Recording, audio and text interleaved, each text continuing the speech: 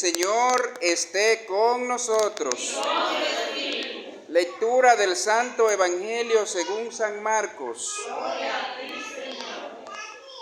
En aquel tiempo se acercaron unos fariseos y le preguntaron a Jesús para ponerlo a prueba: ¿le es lícito a un hombre divorciarse de su mujer?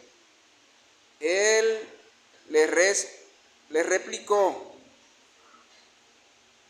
¿qué les ha mandado Moisés? Contestaron: Moisés permitió divorciarse dándole a la mujer un acta de repudio. Jesús les dijo: por su terquedad dejó escrito Moisés este precepto. Al principio de la creación de Dios, lo creó hombre y mujer. Por eso, abandonará el hombre a su padre y a su madre, se unirá a su mujer y serán los dos una sola carne. De modo que ya no son dos, sino una sola carne. Lo que Dios ha unido, que no lo separe el hombre. En casa, los discípulos volvieron a preguntarle sobre lo mismo. Él les dijo: si uno se divorcia de su mujer y se casa con otra, comete adulterio contra la primera. Y si ella se divorcia de su marido y se casa con otro, comete adulterio. Palabra del Señor. Gloria a ti, Señor Jesús. Bien, queridos hermanos, estamos celebrando la liturgia correspondiente al domingo número 27 del tiempo ordinario. Así que ya el tiempo ordinario pues está culminando. Solo faltan como 6 semanas, ¿verdad? 6 domingos para terminar este año litúrgico, ¿verdad? Del tiempo ordinario. La palabra de hoy pues se centra en el matrimonio. Lo que Dios ha unido, que no lo separe el hombre. Es fuerte. Hoy precisamente los demonios, los espíritus caídos, encargados de meter cizañas entre el hombre y la mujer, hoy están incómodos con la iglesia por esta liturgia.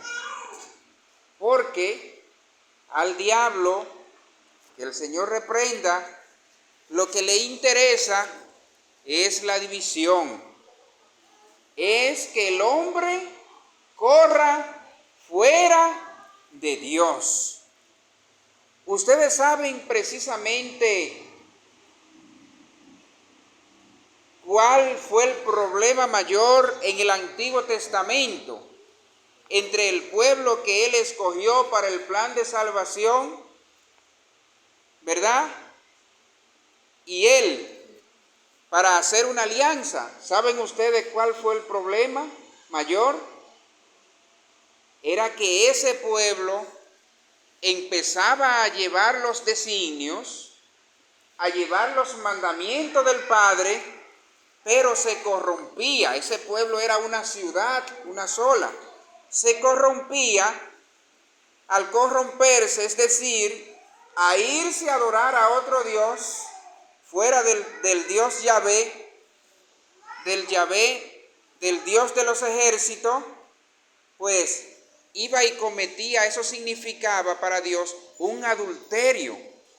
El pueblo adoraba a otro Dios o se apartaba de los mandamientos de Dios. Eso significa adulteración, adulterio, un pecado abominable. Por eso numerosas veces el Señor pues nos cita en el Antiguo Testamento que casi destruye el pueblo por completo, pero en respeto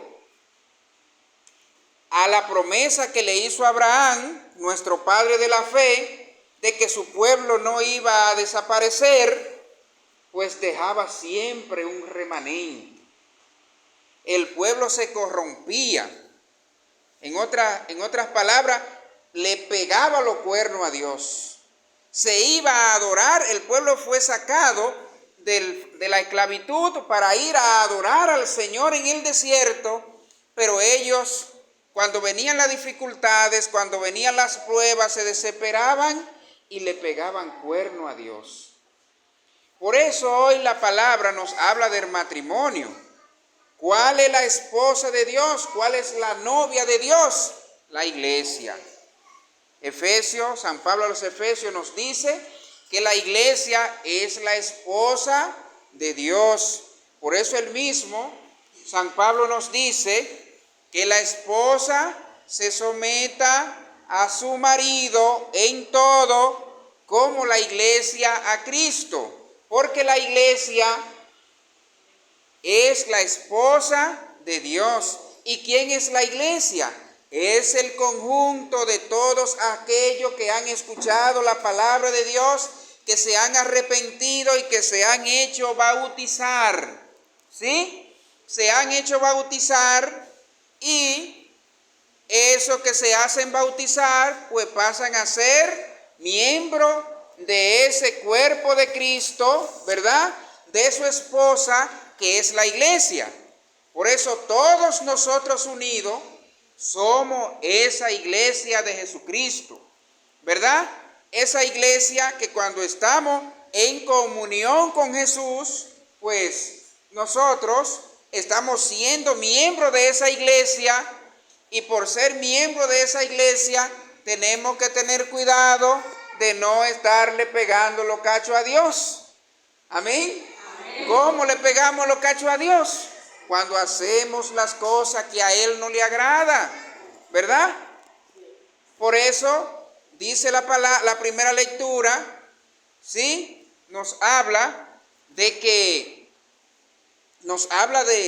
la creación, de que Dios creó todas las cosas y todos los animales y creó al hombre. Pero, ¿qué sucede? Que le dio el poder a Adán, al primer hombre, que es como símbolo de la creación, para que le pusiera nombre a todas las especies, a todos los animales, ¿sí? Y así lo hizo Adán. Adán fue el que le puso los nombres a todos los animales. Pero en esa creación de Dios no encontró alguien, una pareja, que fuera precisamente de su especie, de su naturaleza, de su divinidad, de su forma, ¿verdad? Por eso es que el Señor se da cuenta que el hombre no puede estar solo y le busca una compañera. ¿La saca de dónde? De la costilla, ¿verdad? Del hombre. Dice que Adán cayó en un sueño profundo y sacó a la mujer. Cuando Adán despertó, dijo: esta sí es carne de mi carne. Por eso es que cuando los novios se enamoran, ¿verdad? Cuando el novio ve a la muchacha, se alegra. Dice: ahí viene mi muchacha. Así mismo dice la muchacha: ahí viene mi prometido. ¿Sí? Pero después, con ese prometido, hay un asunto que hay que llevar. ¿Sí? Dice el Evangelio que los fariseos quisieron poner a prueba a Jesús. Quisieron ponerlo a prueba, pues, si una mujer, pues, que si era lícito divorciarse. Ellos, porque Moisés le permitió divorciarse. Pero Jesús le aclaró que en el principio no era así, que Moisés le permitió divorciarse de aquellas mujeres porque eran tercas. ¿Sí? Es decir, no entendían, eran personas tercas.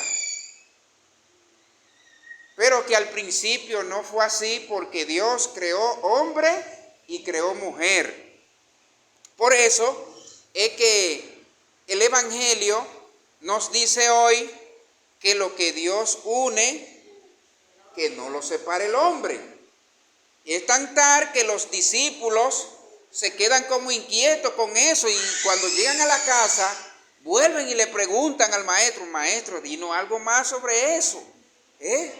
Jesús, ¿qué le dice? En verdad le digo que si una mujer abandona a su marido para casarse con otro, comete adulterio. De igual manera, e incluso Jesús va más allá. En otro evangelio nos dice que si el hombre o la mujer repudian a su compañero, lo está conduciendo a cometer adulterio, es decir, a separarse de Dios. Por eso, queridos hermanos, es importante que nosotros entendamos este gran misterio del Señor. Hay gente que tiene miedo a casarse por la iglesia. No hay que tener miedo para casarse por la iglesia. Al contrario, es importante y se hace necesario que aspiremos, pues, a consagrar nuestras vidas, ¿verdad? A sacramentar nuestras vidas a través del sacramento de el matrimonio. ¿Por qué? Porque cuando lo hacemos así fue que Dios mandó, debemos aspirar y no tener miedo a que después de casado, si alguien hay algún inconveniente, que no se puede, pero eso no te quita la gracia, ¿verdad?, que Dios te ha dado de estar en la comunión con Dios. Porque el que peca es el que tiene la culpa, es el que debe pagar. Por eso el matrimonio no le impide a nadie de que usted sea feliz, de que sea amado. No, al contrario, el matrimonio lo que hace es que usted como creyente, pues, les hace ser más responsable de llevar la cruz de cada día. Ojalá que nosotros entonces podamos entender esto, ¿sí? Podamos entender eso. Porque incluso las Escrituras dicen que algunos de los discípulos del Señor dijeron, pues, cuando escucharon al Señor en este sermón, pues conviene mejor no casarse, ¿sí? Sin embargo, San Pablo en 1 Corintios capítulo 7, versículo 7 nos dice: ojalá que todos los hombres fueran como yo. Es decir, San Pablo no se casó. Pero si no pueden aguantar sus pasiones, conviene casarse. Amén. O sea que hay que casarse de acuerdo a su don, porque es un don. El don del sacerdocio ministerial, porque hay dos tipos de sacerdote: el sacerdote común de los fieles, y el sacerdote ministerial. El sacerdote común de los fieles, que es precisamente para guardar y custodiar las normas y las reglas que el Señor ha puesto en nosotros, en la familia, entre cada uno de nosotros. Y el sacerdote ministerial, que es el sacerdote que el Señor ha dejado para que administre los sacramentos, por los cuales nosotros somos salvos. Ojalá que podamos entender que el Señor quiere que nosotros, pues, seamos uno con nuestra pareja, que nosotros, pues, aspiremos al sacramento del matrimonio y que no nos dejemos engañar de aquellos que prohíben el matrimonio. Que Dios nos bendiga.